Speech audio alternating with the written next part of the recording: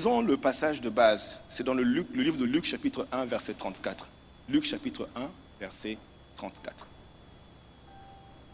Luc, chapitre 1, verset 34.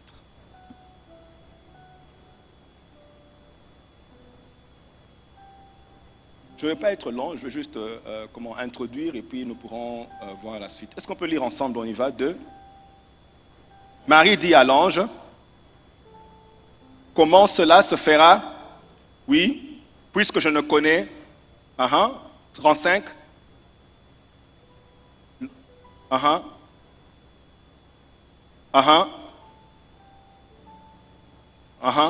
C'est pourquoi le saint enfant qui naîtra de toi sera appelé Fils de Dieu.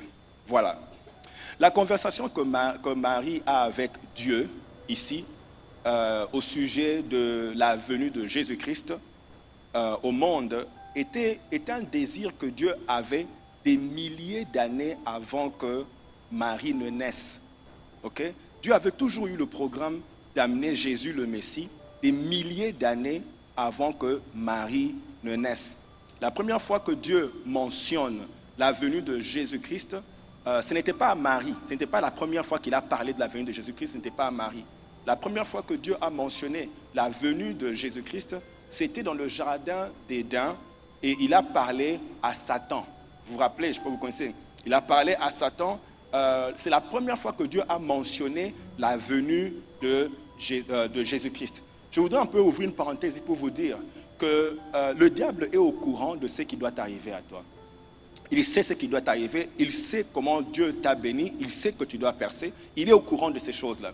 Vous voyez ici dans le livre de Genèse chapitre 3 verset 15, Dieu dit ceci à Satan. Il dit, je mettrai inimitié entre toi et la femme, entre ta postérité et sa postérité. Celle-ci t'écrasera la tête et tu lui blesseras le talon. Satan maintenant est au courant qu'il y a quelqu'un qui va venir, qui va m'écraser la tête. Autrement dit, il va démolir son système de fonctionnement.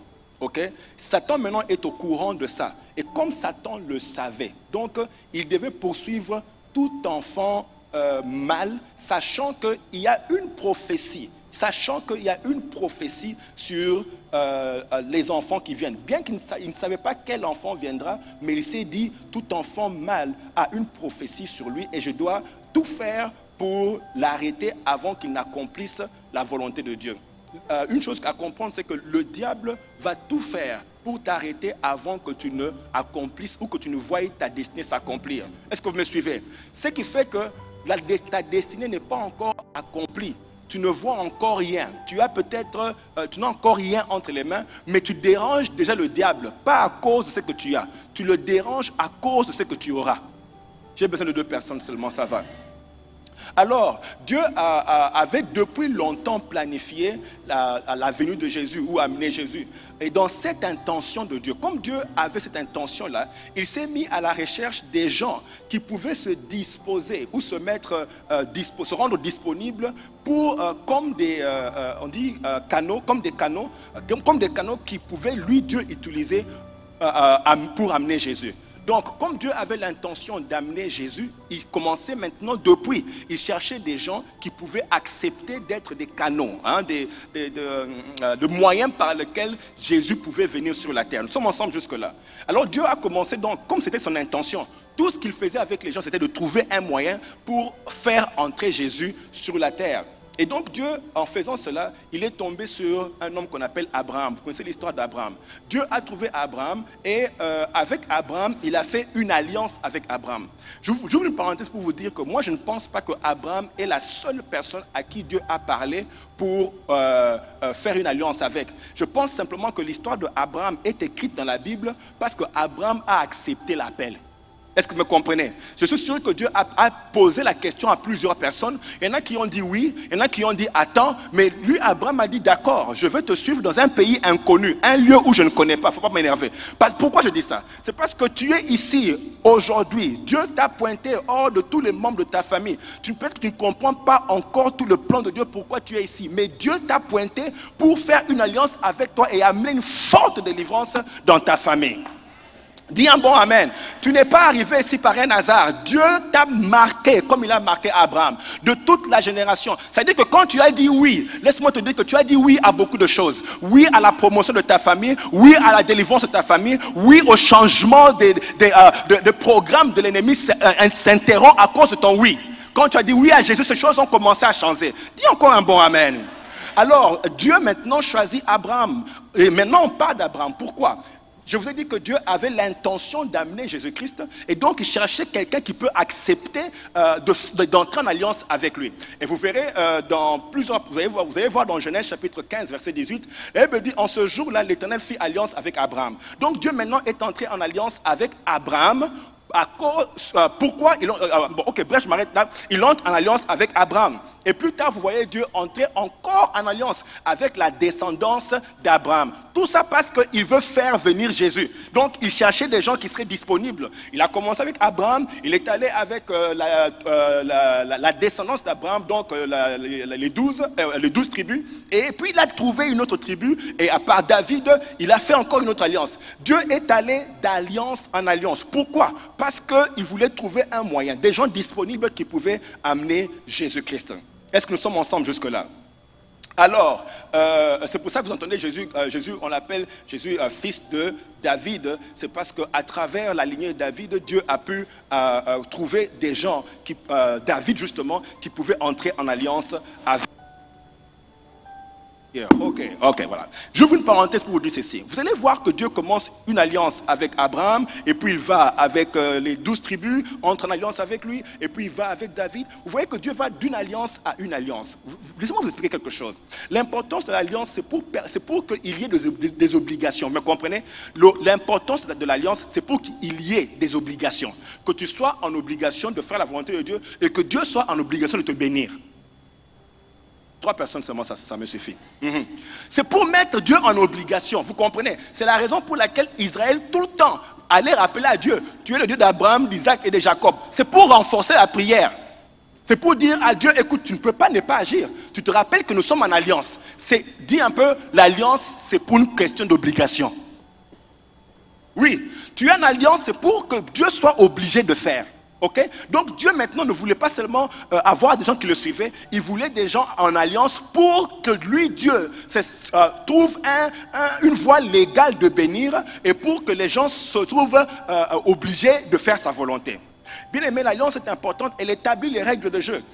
Aujourd'hui, si un homme vient dire à une femme sur la route, imagine un peu, chère maman, ok, tu es marié, tu laisses ton mari à la maison, tu vas prendre le tour à la station, tu attends le bus, et puis tu vois quelqu'un qui arrive, qui dit, fais-moi un peu ma... Hey, pardon madame, viens un peu arrange un peu ma cravate, et puis vous riez déjà. Il dit, viens un peu madame, arrange ma cravate, et puis arrange un peu, et puis tu vois, c'est-à-dire que, pourquoi vous riez? Quoi, it doesn't make sense. Pourquoi? Est-ce que tu ne peux pas aider quelqu'un vous aussi? Aider c'est bon fait. Je vois les gens... Over my dead body. Quelle idée? Mais pourquoi vous n'allez pas le faire? C'est parce qu'il n'y a pas, le contexte, il n'y a pas un règlement qui te donne le droit de me demander cela ou l'obligation même pour moi de le faire. Est-ce que ça va? Imagine un peu un enfant qui vient sur la route, il voit un papa en train de... Tu veux entrer au travail, il y a un enfant qui vient là vraiment de 7 ans, il te saute aux jambes et dit, donne-moi l'héritage, donne-moi l'héritage. Pourquoi vous riez? C'est-à-dire cet enfant-là, le problème, bien aimé, le problème ce n'est pas... Peut-être qu'il a besoin de cet héritage-là, peut-être qu'il veut cet argent-là, mais le problème est qu'il n'y a pas de règles, il n'y a pas... Il n'y a pas une alliance, il n'y a pas un lien qui me permet de donner ces choses-là. Vous me comprenez?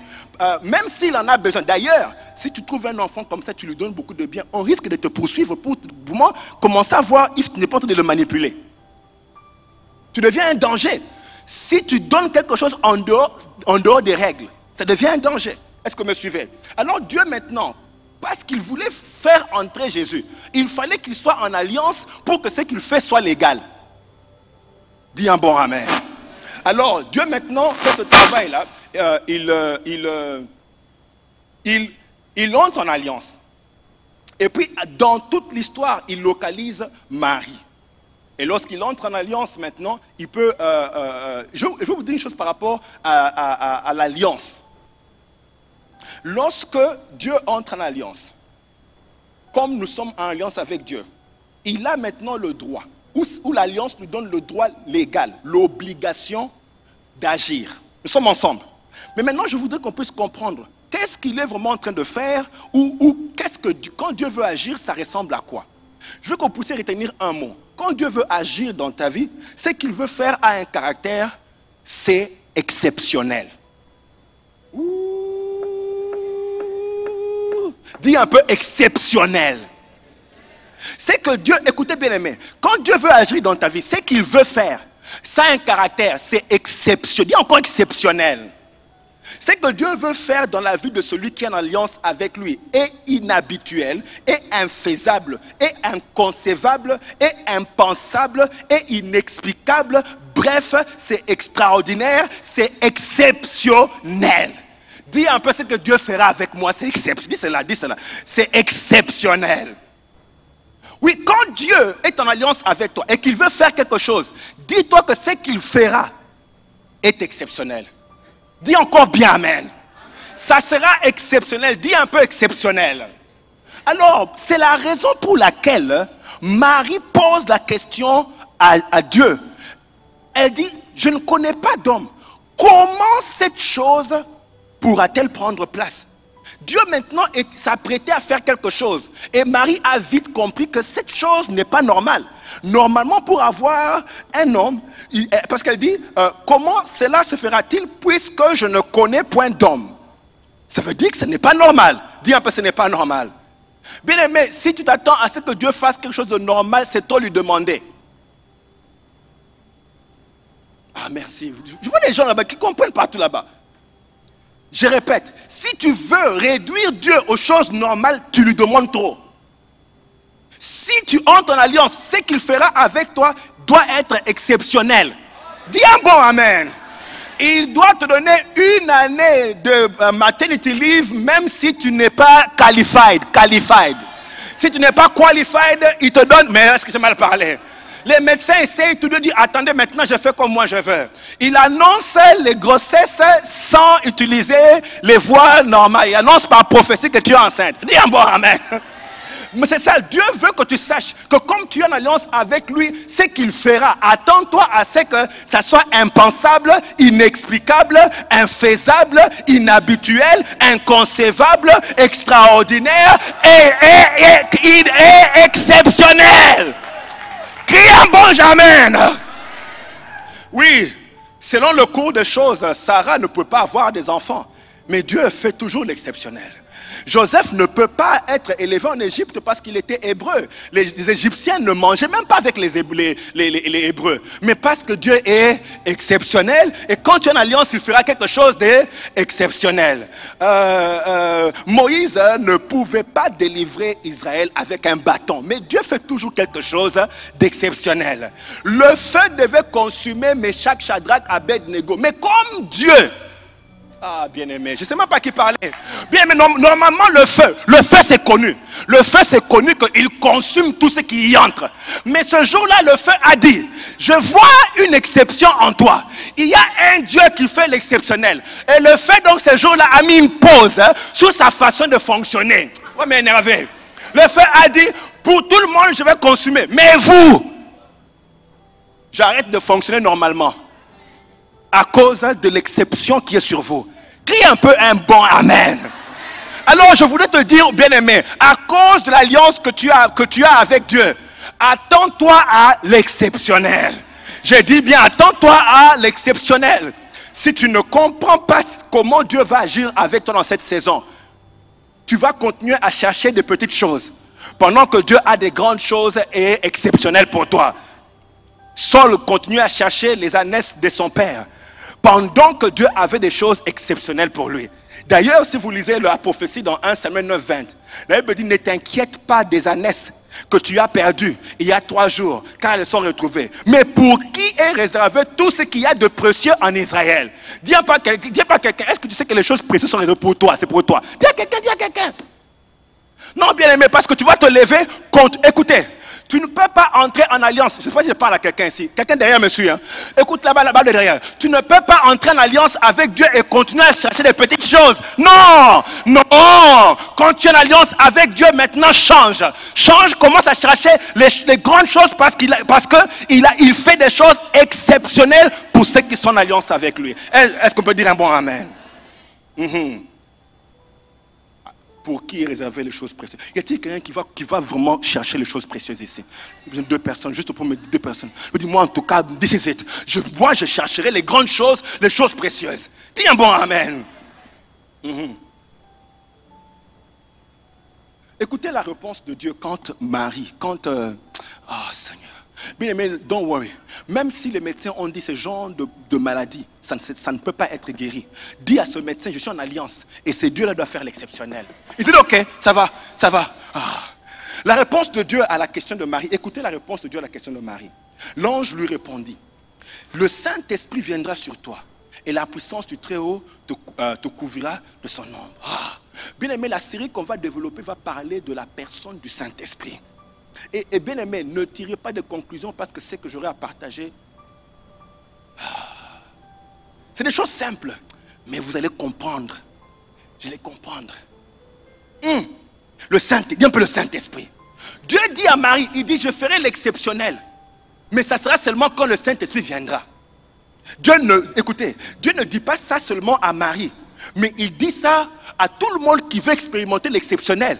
Il dit, pour que je fasse l'exceptionnel, tu dois comprendre le Saint-Esprit. Actes chapitre 1, verset 8. Jésus envoie les disciples. Il dit, allez, faites de toutes les choses les disciples.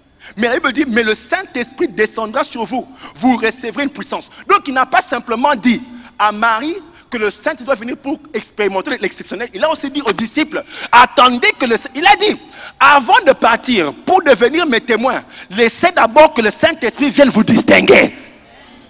Parce que des fois, le témoignage, ce n'est pas simplement quand tu es prédicateur. Il y a des gens qui ne savent pas prêcher. Mais ils prêchent par l'excellence des choses que Dieu a faites avec eux.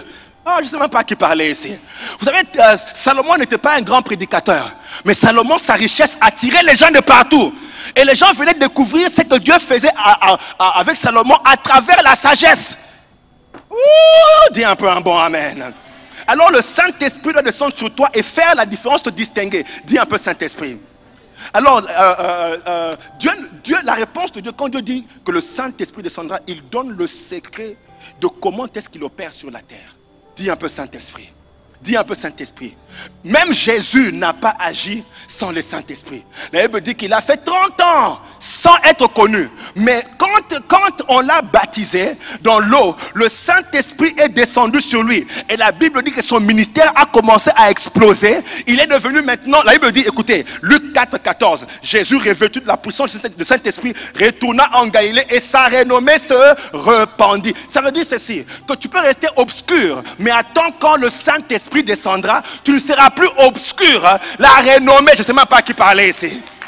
Dis un peu le Saint-Esprit.